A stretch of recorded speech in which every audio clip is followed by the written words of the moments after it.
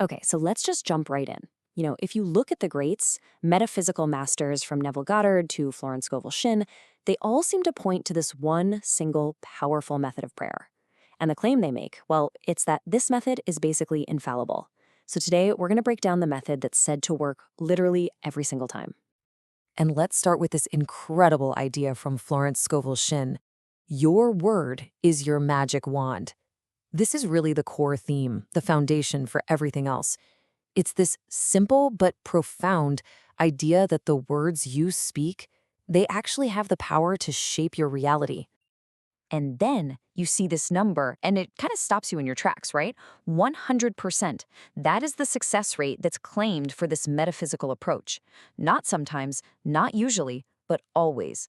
So how is that even possible? Well, it all starts with understanding the language the universe actually speaks. To use this prayer, you have to speak the universe's native tongue. And that language, according to all these teachings, is vibration.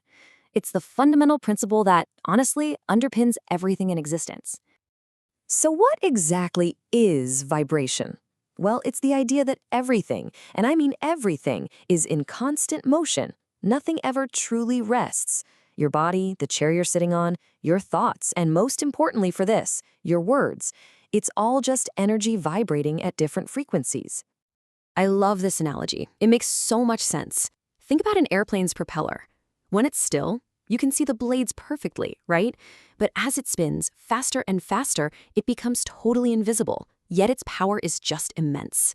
Well, the same is said to be true for these high-frequency energies, like thought and spirit. Just because you can't see it doesn't mean it isn't incredibly powerful. And this just brilliantly highlights the unique role of speech. The source text for this method, both biblical and metaphysical, but this huge emphasis on the creative power of the word. In the beginning was the word, not the thought, not the emotion. When creating the universe, the story goes that God said, "Let there be light." This really puts the spoken word, the verb, as the ultimate tool for creation. Okay, so if the spoken word is so powerful, why doesn't just saying what we want work all the time? And this brings us to the second absolutely crucial principle, coherence. This is the secret ingredient that turns a simple statement into a prayer that can actually bend reality. And this is a question I'm sure so many of us have asked, right? We repeat our affirmations, we make the vision boards, but the results just don't show up. Well, according to these teachings, the reason is almost always a lack of coherence. It's a vibrational misalignment. So let's look at this comparison. On one side, you've got chaos. This is when you say one thing, like, "I'm wealthy," but you're thinking another, "I'm so broke," and you're feeling something else entirely, like fear. This mismatch creates these energy leaks, and your reality just stays chaotic.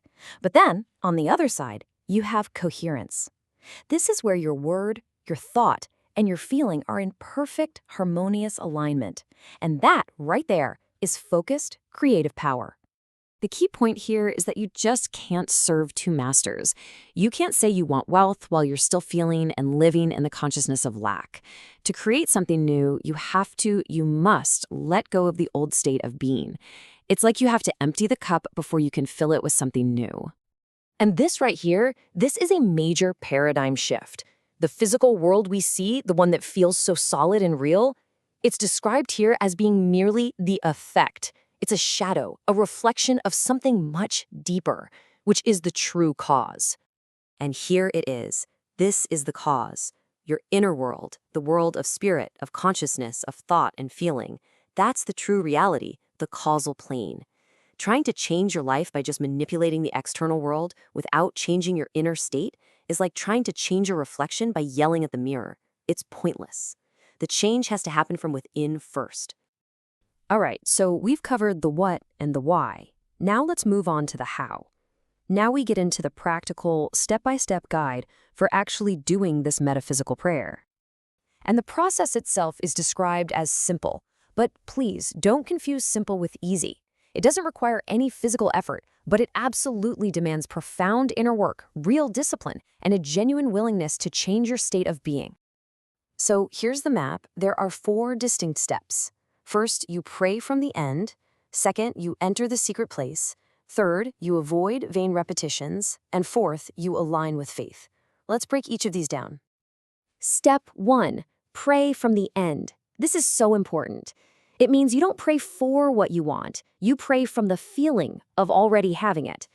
Think about it like this. When you order a package online, you don't obsess over the delivery truck's route, do you? No, you just feel the excitement of its arrival. You have to generate that genuine feeling of relief or gratitude or joy that would be yours if your desire were already a fact. You have to embody that feeling of the wish fulfilled right now. Step 2, enter the secret place. Now, when the scriptures say, enter your room and close the door, it's not meant to be taken literally. Enter your room is a command to go within, into your own consciousness. And close the door? Well, that means keeping this creative process private. Don't go talking about your desire to anyone. You have to protect it, like a tiny seed planted in fertile soil, shielding it from all the external energies of doubt or envy while it gestates. Step 3 is absolutely crucial. Avoid vain repetitions. This is where so many affirmations go wrong. One single prayer, said just once with total feeling, total conviction, and total coherence, is described as being infinitely more powerful than repeating an affirmation 1,000 times while your heart is just filled with doubt. I mean, to pray again and again for something is to basically confess you don't have it yet. The real work is to pray it once with absolute conviction and then to live in that assumption. And that brings us right to the final component, faith. In this context, faith isn't just some mental belief or a vague hope. It is a deep, emotional alignment. It's the feeling of your desire being completely natural and normal for you. It's an inner knowing that is so certain it almost feels like a memory. When having what you want feels as natural as breathing, the universe is said to have no choice but to conform to that state. So let's tie all of this together with the final core message, which is this. The kingdom of heaven, or the creative power of the entire universe, it's within you. You are the sovereign, the ruler of your own reality. This slide shows us our role as the architect of our reality. Tying is about anchoring a belief or a state that you want. Untying is about liberating yourself from an old one. It means you have the conscious power to, say, untie yourself from states of lack or fear and tie yourself to states of abundance and health. You are literally building the invisible structure that your physical life rests upon. And that really is the ultimate question, isn't it? This isn't just information, it's a map. It's a tool for conscious creation. The power, according to these teachings, has always been within you. So now that you have the map, the only question left is, who will you choose to become?